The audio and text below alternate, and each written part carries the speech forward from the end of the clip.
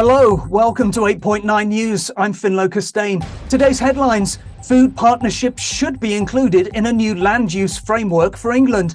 The regenitarianism blogger argues that healthy soils never become truly saturated.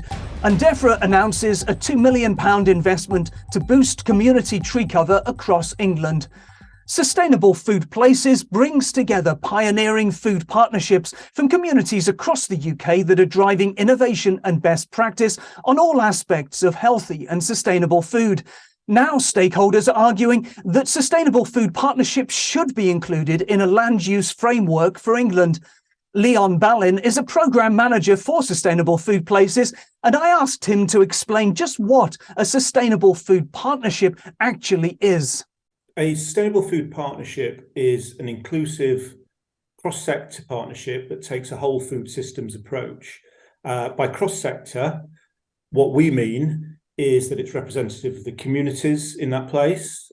It includes the local authority and other public sector actors such as the NHS, keystone institutions such as universities, and also business is represented, including producers, retail, hospitality, and so on.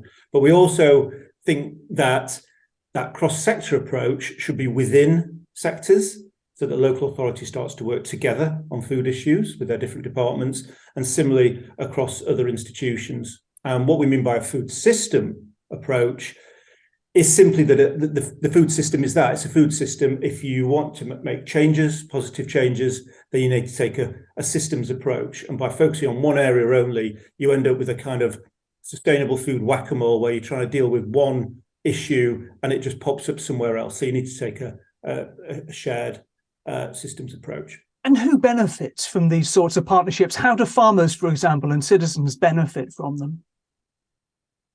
The benefits for everyone involved with the food partnerships are that you have a more active citizenship.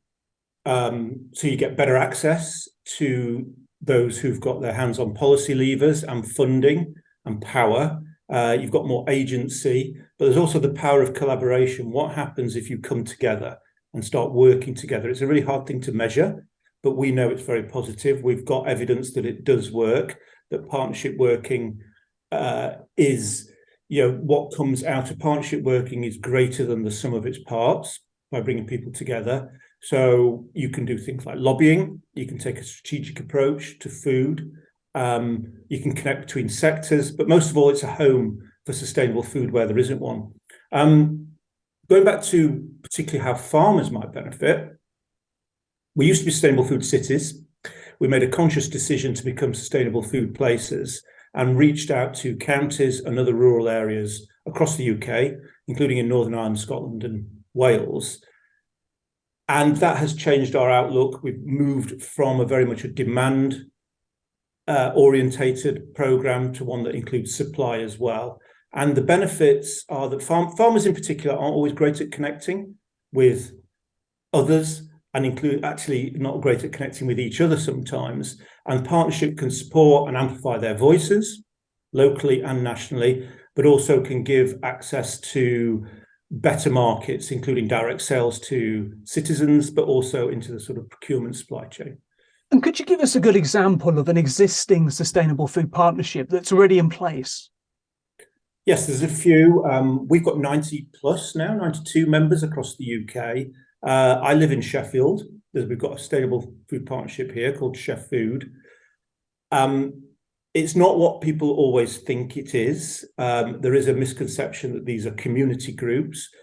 They actually include directors of public health, council leaders, MPs, and so on. And it's really bringing everyone together in a good food movement to work together for better food in their place. In Sheffield, the partnership there works with both universities, works with the local authority, is helping develop their food strategy for the local authority because it's got a better outreach into communities than the local authority has. And it's a coalition of the willing. It's very positive, and it's a home for sustainable food in Sheffield, and delivers a number of functions around. We have procurement subgroups, we have a food growing subgroup, we have a commercial food growing subgroup, which is different, and so on. So yeah, they're quite powerful voices. And when all those voices come together, 90 across the UK, they become a powerful national voice. And that's what we do as a programme as well. We use that national voice to lobby government for changes in the food system. You've talked about the need to have these sorts of partnerships recognised and set out in a future land use framework. And you've talked there about, the relationship with public health authorities, with local authorities. Is there not a danger that this could simply become a bit bureaucratic rather than just simply that delivers for all of the various stakeholders that you've mentioned? I think it's a good question. And it's a question we get asked a lot when people want to connect with a local food partnership. Is this just another layer of bureaucracy? Is it another meeting? Is it a talking shop? Partnerships are not another layer of bureaucracy. They're more like an enabling tool. It's more of an approach. So bringing diverse voices together for shared consensus and solutions around the food system, particularly on land use, which is a pretty contentious area.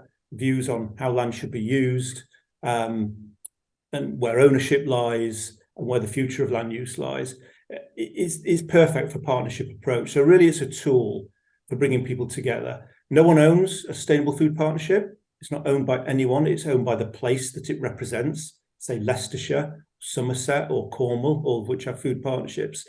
It's a bit of a leveler. It can be a way to bring divided opinions, even divided communities together, and look for positive ways forward and consensus around food. And I think that's particularly appropriate to land use. That was Leon Ballin from Sustainable Food Places. More about this and our other headline news on our website, 8point9.com. That's all for now. We're back on Wednesday. Thanks for watching.